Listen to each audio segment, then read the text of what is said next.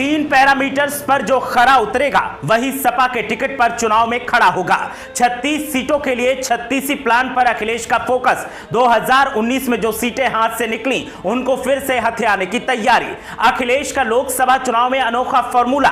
पहले होगा शहमात के खेल का आकलन और फिर होगा ऐलान। फीडबैक से होगा किसको मिलेगा टिकट और किसकी होगी छुट्टी, उसका फैसला। अखिलेश यादव ने ठान लिया है कि इस बार सपा उम्मीदवारों के सामने विरोधियों को मुंह की खानी होगी। जो गलतियां होती रहीं वो तो दूर, अब किसी भी तरह की कैसी कोई भी गुंजाइश नहीं छोड़ी जाएगी जिससे सत्ताधारियों के सामने सपा कमजोर पड़े और किसी भी तरह के सवाल उठे।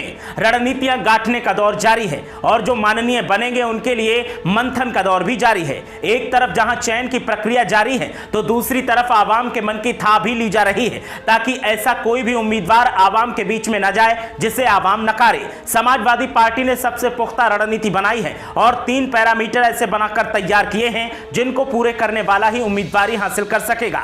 2024 के लोकसभा चुनाव की तैयारियों में जुटे समाजवादी पार्टी के अध्यक्ष अखिलेश यादव ने हर एक सीट की था लेने का काम अभी से तेज कर दिया है। सपा मुखिया लोकसभा बार सभी छोटे बड़े नेताओं और कार्यकर्ताओं के साथ बैठक कर रहे हैं। इसमें नेताओं और कार्यकर्ताओं की गुटबाजी दूर कर उनमें जोश भरने का प्रयास जारी है। पार्टी अध्यक्ष ये भी जानने की कोशिश कर रहे हैं कि उनके यहां कौन उम्मीदवार सबसे अच्छा चुनाव लड़ सकता है। संभावित उम्मीदवारों के बारे में फीडबैक लिया जा रहा है और सबसे खास बात, इस बार सपा अपने उम्मीदवारों के नाम का ऐलान तब करेगी जब विरोधी दलों के उम्मीदवारों का ऐलान कर दिया जाएगा। अगले साल होने वाले लोकसभा चुनाव में पार्टी कोई चूक नहीं करना चाहती है। पिछले 2 लोकसभा चुनाव यानी 2014 और 2019 में उसका प्रदर्शन काफी खराब रहा था। दोनों ही चुनाव में उसे मात्र 5-5 सीटों से ही संतोष करना पड़ा था। साल 2019 के लोकसभा चुनाव में सपा, बीएसपी और आरएलडी ने मिलकर लड़ा था। सपा 37, बीएसपी 38 और आरएलडी 3 सीटों पर चुनाव लड़ी थी। 2 सीटें कांग्रेस के लिए छोड़ी गई थी। गठबंधन में सबसे ज्यादा फायदा बीएसपी को हुआ था, उसकी 10 सीटें आई थी, जबकि 2014 के लोकसभा चुनाव में